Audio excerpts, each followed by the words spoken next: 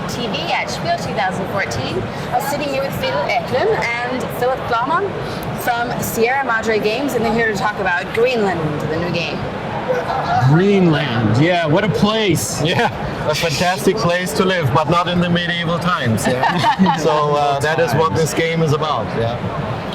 Yes, this is a period 1,000 years ago when you had to hunt to survive because outside contact was pretty much cut out except for occasional trade ships. And there's 3 tribes who are living in Greenland at this time. And so you can have up to 3 players in the game. And the 3 players are the, we've got the Vikings, we've got the Inuit, also called the Thule, and we have the Tunit tribe, the original inhabitants of Greenland. And this game plays with a variety of elements of survival. It uses dice to hunt the animals. It uses a auction mechanism to trade for items that come on the trade ship. Things that you can't get in Greenland, especially iron and wood and the like. There's no trees in Greenland, and the economy is all based around ivory. So these are the elements that we use that are important. So trading and it is part of the game. Resources that you need. Resources, yeah. So what is very important is that the game is centered around the different animals that lived also in Greenland, or certain inventions that were made during that time, or also certain imported goods that the Vikings, for example, imported from the motherland. So when you have your turn, you are hunting actually these animals. And when you're successful in hunting, you create new little babies. That's why we put the little baby icon there. Yeah, which means that if you have a hunting success, for example, for the polar bear, you get new babies. And the polar bear also has a nice fur, so he gives you also a trade. Trade item for the North ship that comes in. Yeah, so whenever there is a trade ship coming, and we come to that in a moment, you can actually use that white disc to bid, and then you can get whatever that ship brought. It could be a sword, it could be a crossbow, it could be anything which is for a good value.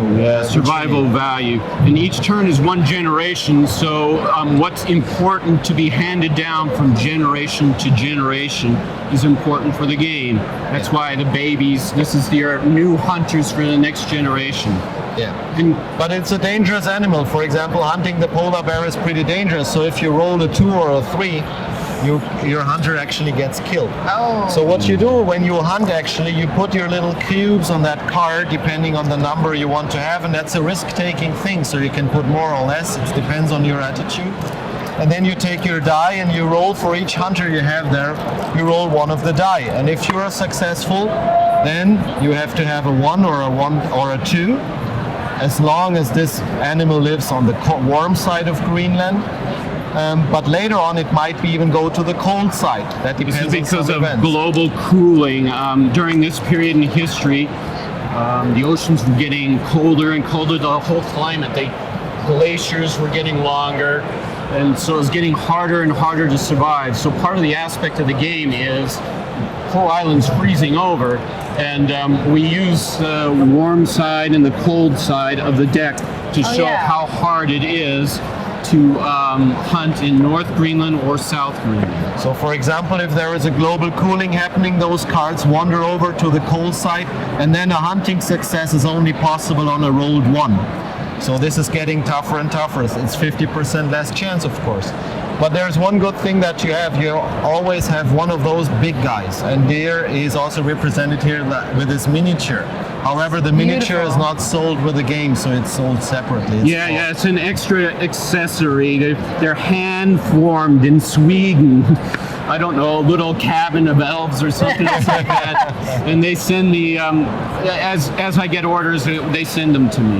Yeah, 5 miles backwards in the snow, right? Yeah, exactly. So this guy created these beautiful miniatures, but what you get is this big cube, and that big cube is an automatically rolled 1. So whenever you put that big guy here on an animal which only, for example, needs one hunting success, it's an automatic success. So this guy catches those seals and he gives you a baby, and he also gives you a little orange disc which represents energy in the game. And energy is blubber pretty or important. something It could like be that. blubber. You can burn or make soap from. Yeah, because it's really important to survive the cold winters. Keep your elders alive. I guess we haven't mentioned elders. Yes. What you start with is in the beginning of the game, you have certain elders. So you start with your tribe card, and on these tribe cards you start with 6 elders. They are basically performing jobs, each of them a specialized job, and they give you bonuses, or they make you re-roll bad dice. So if you have, for example, rolled a 3 or a 4, which is not a success, as we can see, this guy gives you a re-roll for caribou hunting. So for example, this is a caribou. So if you hunt this caribou, you can actually re-roll the 3 and the 4s. Yeah. The most important thing for elders, I think, is like the animal domestications and inventions. You need new equipment to survive.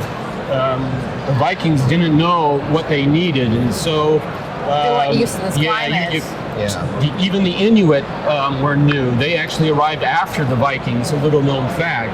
And they also had to develop new techniques and domesticate new animals. You can domesticate various kinds of animals in this game. For example, you could domesticate that caribou.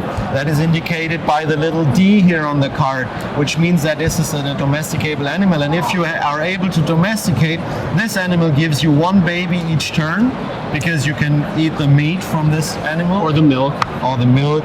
Caribou milk? Whatever. You've never had caribou milk? I don't trust him. And this is in this respect. And then here it also can be used as a sledding animal. We know that from Santa Claus. And he's a fan, is he? No, I am a fan of Santa. Exactly. That's why you can lose a little caribou to carry your sleds. That's great. Carrying sled basically means that the players usually start either in the north or in the south of Greenland. The Vikings start in the south. That's why these things are red here, which means the red player starts in the south, and the other 2 Eskimo players start in the north. So basically what you can do with that sled is you can bring also people up to the north to hunt also for animals in the north, or the northern guys can put animals into the south to hunt animals in the south. So a very useful animal once it's domesticated. Yeah? I see you guys have put a lot of actual history into this game, which is very, very interesting. And lovely pieces of art here to illustrate everything. How long will a typical game tend to last when you're playing? I'd say between experienced players, about for 2 players 1 hour, and maybe 3 players 1.5 hours. The first game is of course a little bit longer. So maybe That's closer normal. to 2 hours or something. The first game, yes. But There's a once you have it- solitaire version too. And there's a solitaire Really? So version. it's technically 1 to 3 players. Correct. Exactly.